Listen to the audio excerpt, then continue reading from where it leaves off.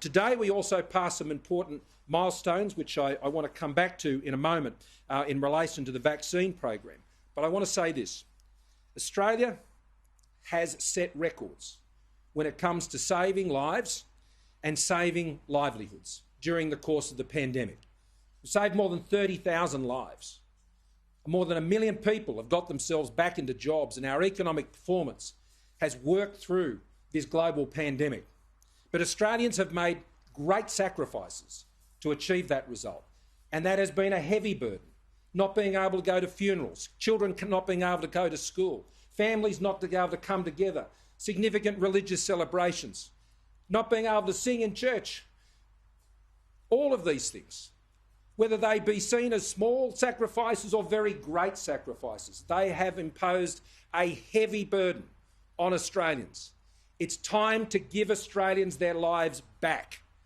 We've saved lives, we've saved livelihoods, but we must work together to ensure that Australians can reclaim the lives that they once had in this country.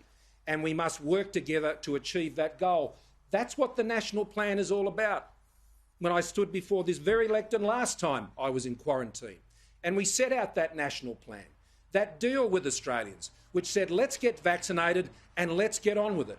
And Australians have responded to that remarkably, and I'm so grateful as we continue to move up that board, particularly in the OECD, with our vaccination rates. And when you look at the vaccination rates now, today we go past the United States on first doses. We go past the United States on first doses. 28 million doses now having been realised. 341,000 just yesterday. Another record outcome.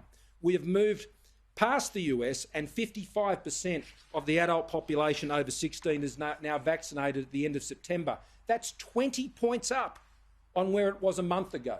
Securing those additional vaccines, which I knew were necessary to keep driving those vaccination rates forward in September, has been remarkably successful. And that is giving us the opportunity to get Australia ready for takeoff.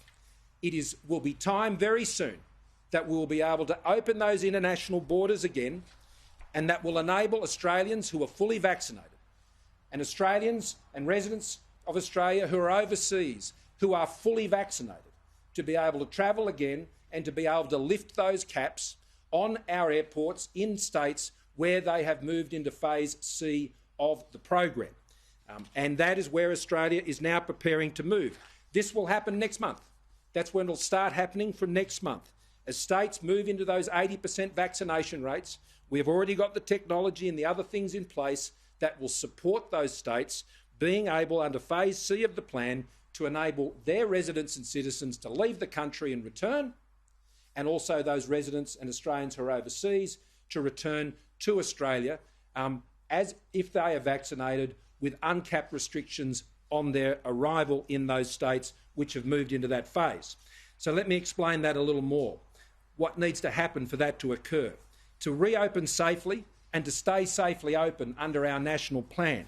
Firstly, we need home quarantine pilots in New South Wales and South Australia to conclude and be successful so they can be rolled out at scale. That's 7-day home quarantine for Australian citizens and permanent residents fully vaccinated with a vaccine approved for use in Australia or recognised by the TGA, and 14-day managed quarantine for anyone not vaccinated or vaccinated with a vaccine not approved or recognised by the TGA. So as I said in the national plan, we will move to a phase where there'll be caps lifted if you're vaccinated, caps will remain for non-vaccinated, and there'll be the managed quarantine process for those 14 days. We're also offering facilitated commercial flights for Australians overseas into states and territories that agree to commence those home quarantine trials, and I look forward to discussing that further with my colleagues this afternoon. Once changes are made in November, the current overseas travel restrictions related to COVID-19 will be removed, and Australians in those states will be able to travel, as I've said, and we'll be working towards complete quarantine-free travel for certain countries, such as New Zealand, when it is safe to do so. Thirdly, Australians who want to travel overseas, once restrictions are removed, will be able to access an internationally recognised proof of vaccination document. That'll be in the coming weeks to prove their vaccination status abroad, and that proof of vaccination for international travel will include a QR code that is readable globally. It works in with the ICAO systems that are used all around the world. Fourth, in addition to the 4 COVID-19 vaccines that have also been approved and registered for use by the TGA has also been reviewing other vaccines in widespread use around the world. And today the TGA has published its initial assessment of 2 other vaccines and has advised that these vaccines should be approved as recognised vaccines for the purpose of determining incoming international travellers. Those vaccines are Sinovac and COVID Shield. They will be particularly important for those coming from countries where those vaccines are being used. India is an obvious one of those, as is China and other countries throughout Southeast Asia. That will be important also when we move to the phase, which I believe will be occurring next year in some states, particularly in my discussions with New South Wales, where those students, skilled migrants, and perhaps sooner will be able to come into the country and have those vaccines recognised as we move forward.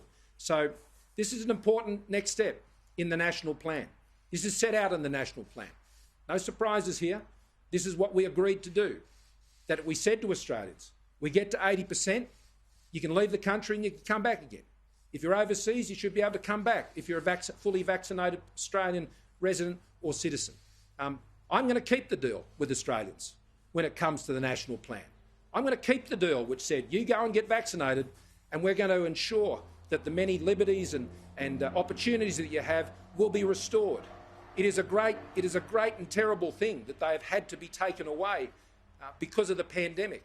We've all understood it, we've all worked through it, we've all suffered through it. But the time has come to give Australians their life back. We're getting ready for that, and Australia will be ready for takeoff very soon. David. On Victoria, there's been a surge in cases in Victoria. That's got some people worried about opening up and thinking that opening up should be delayed. What's your response on whether the case numbers in Victoria are an argument